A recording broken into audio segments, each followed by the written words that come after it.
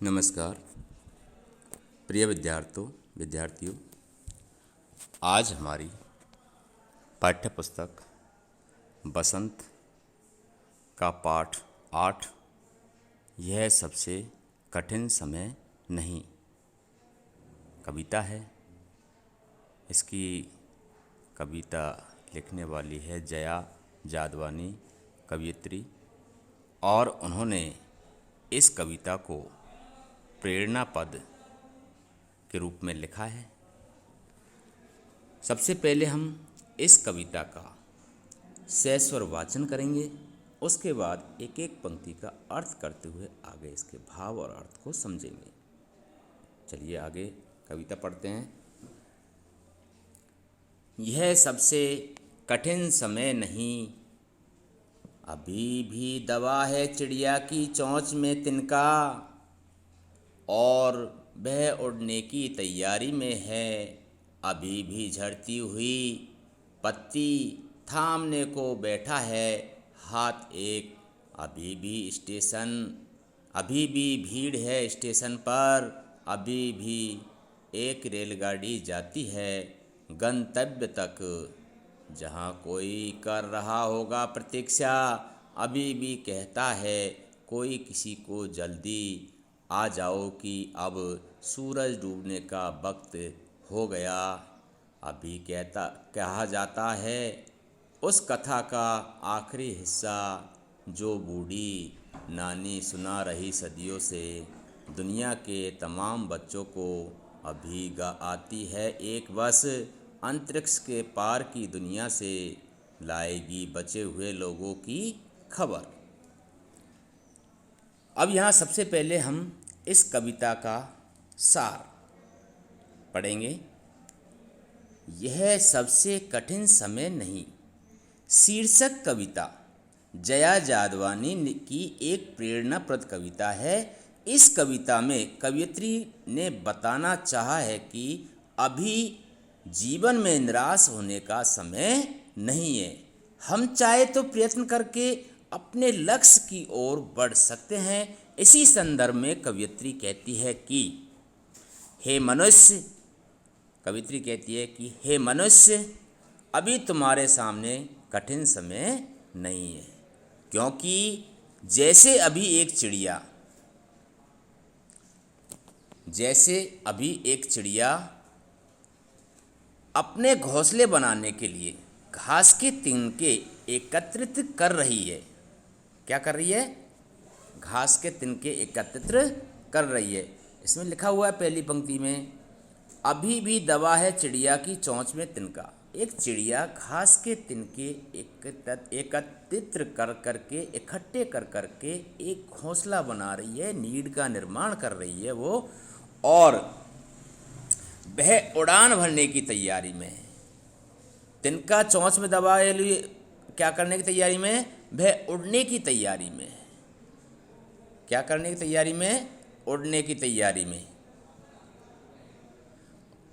अभी भी झड़ती हुई पत्ती, पेड़ों से जब पत्तियां गिरती है, वृक्षों से जब पत्तियां गिरती है, तो उन पत्तियों को थामने के लिए, पकड़ने के लिए एक हाथ तैयार बैठा है।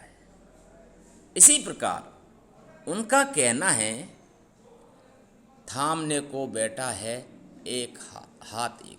उसी प्रकार उनका कहना है कि एक अनेक हाथ उस झड़ती हुई पत्ती को, गिरती हुई पत्ती को पकड़ने के लिए, थामने के लिए बैठा है। इसलिए हमें निराश होने की कोई समस्या नहीं है। अभी भी भीड़ है स्टेशन पर। कवयित्री कहती है कि अभी क्या है?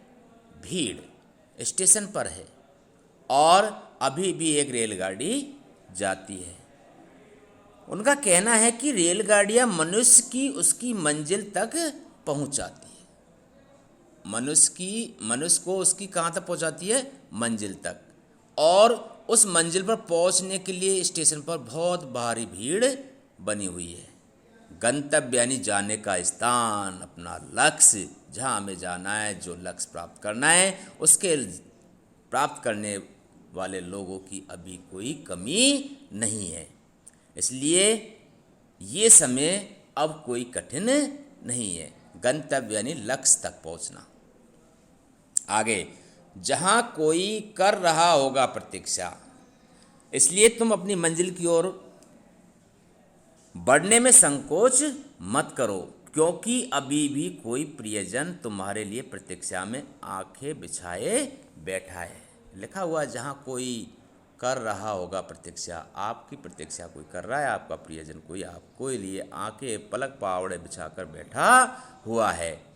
अभी भी कहता है कोई किसी को, जल्दी आ जाओ कि अब। और कवियत्री ने यहाँ यह भी कहा है कि सदियों से बूढ़ी नानी जो संसार भर में बच्चों को कहानियाँ सुनाती है, उसकी उन कहानियों का अंतिम और महत्वपूर्ण हिस्सा शेष है, जिसे सुनकर तुम अभी आगे बढ़ सकते हो। अभी भी कहता है कि कोई किसी को, जल्दी आ जाओ कि अब सूरज डूबने का वक्त हो गया है।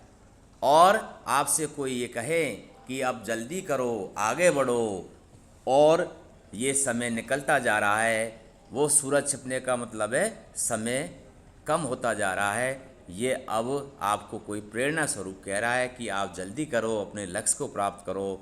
और आगे पंक्ति में, उस कथा का आखिरी हिस्सा जो बूढ़ी नानी सुना रही सदियों से, उस कथा का आखिरी हिस्सा जो बूढ़ी नानी सुना रही सदियों से, जो सुनकर तुम आगे बढ़ सकते हो, उस कथा को जिसने बूढ़ी नानी ने आपको सुनाया, संसार भर के बच्चों को जो कहानियाँ सुनाई हैं, उस कहानी से प्रेरणा स्वरूप होकर के जो कहानियों के अंतिम हिस्सा, जो लक्ष्य क्या है, हिस्सा है, उसको प्राप्त करने के लिए तुम आगे बढ़ो हो। उसलिए तुम आगे बढ़ो। दुनिया के तमाम बच्चों को अभी आती है एक बस। दुनिया यानी इस संसार के सभी बच्चों को, तमाम यानी सभी बच्चों को अभी आती है एक बस। इसी क्रम में काल्पनिक भावधारा में बहकर कवियत्री आगे कहती है कि अंतरिक्ष के पार जो बस लोगों को लेकर गई थी, अंतरिक्ष के पार जो बस किसको लेकर गई थी? लोगों को, दुनिया यानी संसार के तमाम बच्चों को लेकर गई थी। और इसलिए तुम आशावादी की ओर उन्मुख होकर निरंतर अपने लक्ष्य की ओर आगे बढ़ते चलो। अंतरिक्ष के पार दुनिया से लाएगी बचे हुए लोगों की खबर। ये आशावादी है। यहाँ पर अंतरिक्ष के पार से दुनिया की खबर क्या लाएगी? जो बस गई है वहाँ पर, वो हमें दुनिया की खबर लेके आएगी। और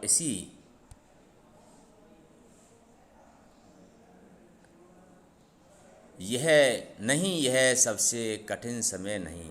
और अंतिम पंक्ति में लिखा है कि अभी तुम रुको मती, लक्ष्य सिद्धि तक मत रुको, अपने लक्ष्य प्राप्ति तक मत रुको, क्योंकि अभी तुम्हारे जीवन में कठिन समय या निराशा का क्षण नहीं है।